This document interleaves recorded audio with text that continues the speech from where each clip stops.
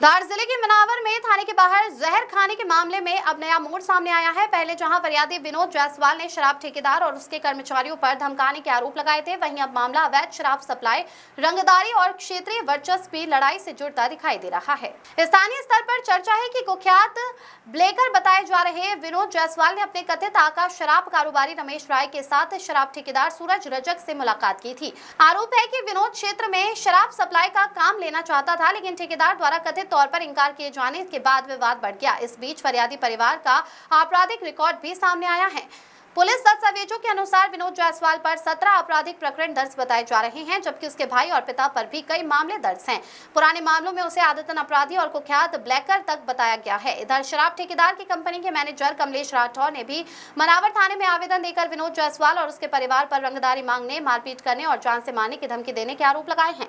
आवेदन में हर महीने 2 लाख रुपए रंगदारी मांगने का दावा किया गया है।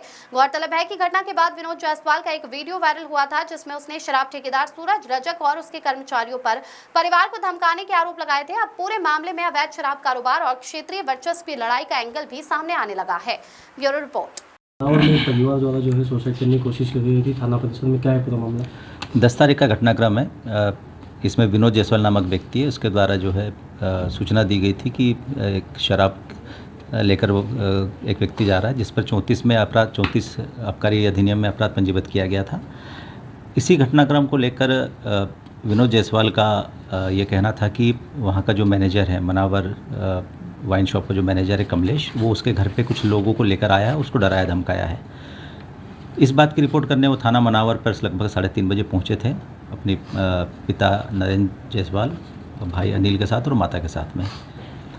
थाना प्रभारी द्वारा उनको सुना जा रहा था। उसी दौरान चूँकि चौकी सिंघाना का मामला था, तो चौकी सिंघाना प्रभारी को उनके द्वारा कमलेश को लेकर आने के लिए भी कहा गया था। सुनवाई के दौरान ही विनोद और उसके परिजन थाने के बाहर निकलते हैं। थाने के बाहर निकलकर चूहा मार दवाई का सेवन कर लेते हैं, जिन्हें तत्काल अस्पताल पहुंचाया गया था, जहां पर अभी सभी आउट ऑफ डेंजर हैं।